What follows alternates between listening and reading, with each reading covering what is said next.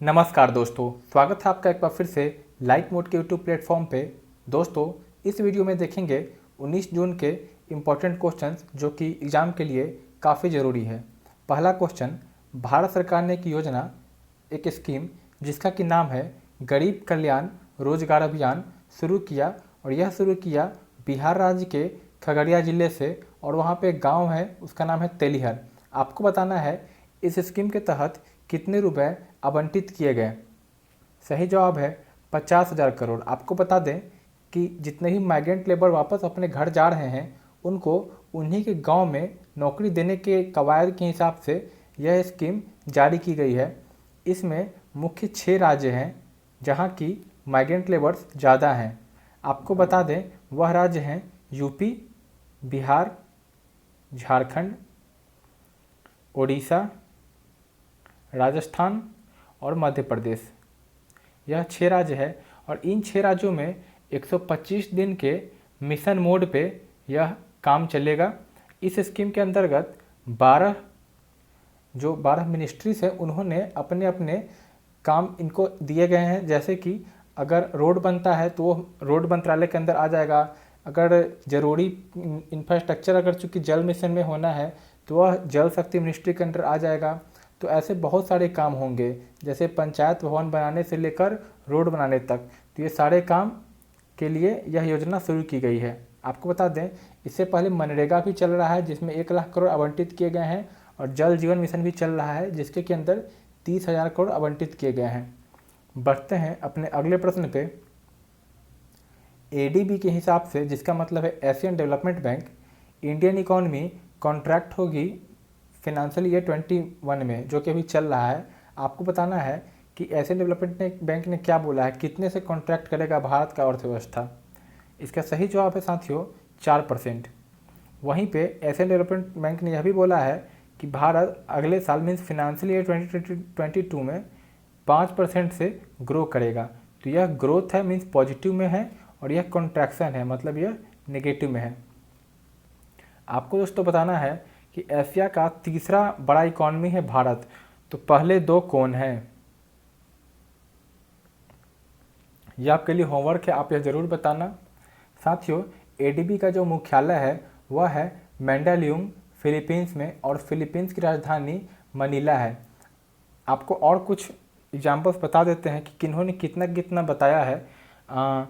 जैसे कि गोल्डमैन सैक्स है, गोल्डमैन सैक्स हो गया, नोमुरा हो गया। मैं आपको ऐसे तरीके से बताऊंगा कि फिर आपको याद ही हो जाएगा, टेंशन आप मत लो। फिर से फिच हो गया, इकरा हो गया, क्रिसिल हो गया। तो इन सब ने बोला है कि भारत की अर्थव्यवस्था 5% से कॉन्ट्रैक्ट करेगा। एक लाइन में सबने 5% बोला है। गोल्डमैन सैक्स है ये, तो आप इतना याद रख लो।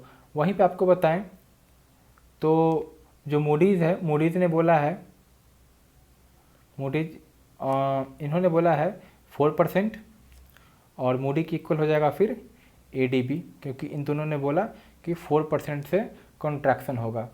उसी तरह अगर आपको आईएमएफ और वर्ल्ड बैंक का ही बता दें तो आईएमएफ ने अकेला ऐसा है जिन्होंने बोला है कि पॉजिटिव ग्रोथ होगा, और अभी तक तो इन्होंने बोल रखा है कि 1.9% पॉजिटिव ग्रोथ होगा।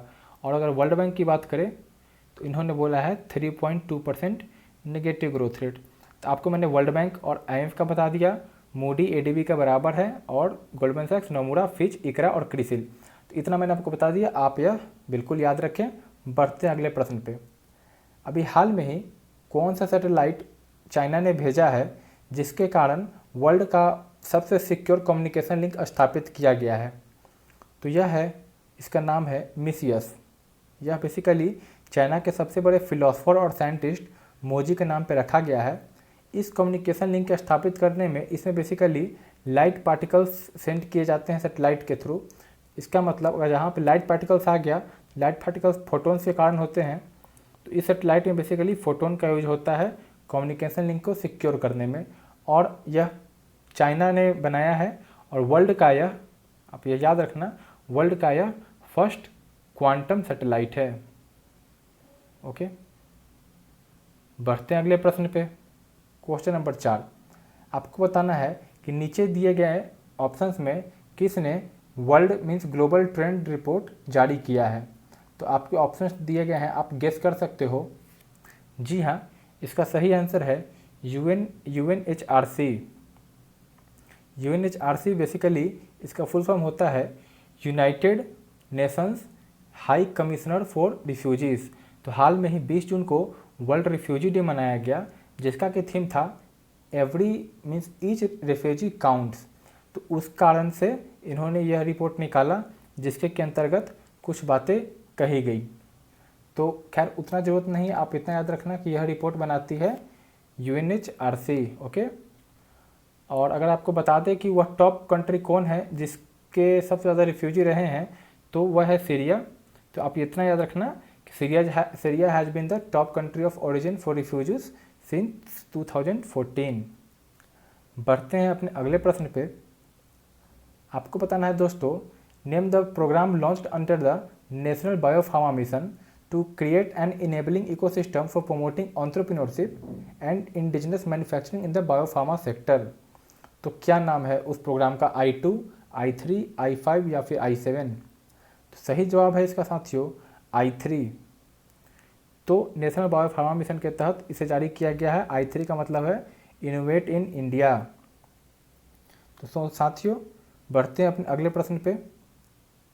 Which of the following ministry launched Satyabhama portal? Satyabhama portal चालू किया है भारत के माइंस मंत्रालय ने, मतलब कि ऑप्शन ए।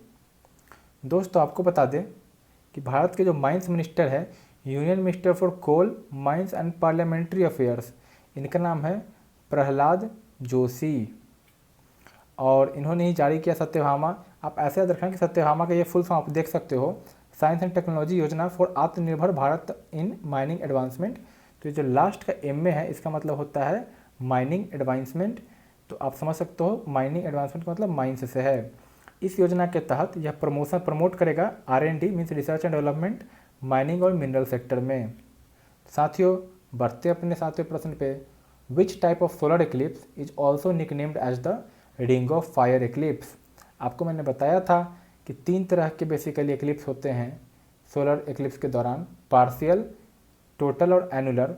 तो एनुलर में रिंग ऑफ फायर बनता है, क्योंकि जो चांद होता है वह सूरज को पूरी तरह नहीं ढक पाता है। ऐसा सोलर इक्लिप्स तब होता है जब सूरज, चांद और पृथ्वी एक स्ट्रेट लाइन में आ जाते हैं। बढ़ते हैं अपने अगले प्रश्न पे। आपको बताना है कि यह किताब किसने लिखा है, जिसका कि नाम है the room where it happened. इसके सही आंसर है जॉन बोल्टन। अब जॉन बोल्टन कौन है? जॉन बोल्टन आप देख सकते हैं इमेज में, former national security adviser of the US. तो डोनाल्ड ट्रंप के फॉर्मर इनमें से थे, मीन्स जैसे भारत के अजीत डोवाल हैं वैसे यह अमेरिका के थे। तो इनकी यह किताब है। बढ़ते अगले प्रश्न पे। रिलायंस इंडस्ट्रीज़ ने एक बहुत ही बड़ा मार्क फिर अचीव कर लिया है।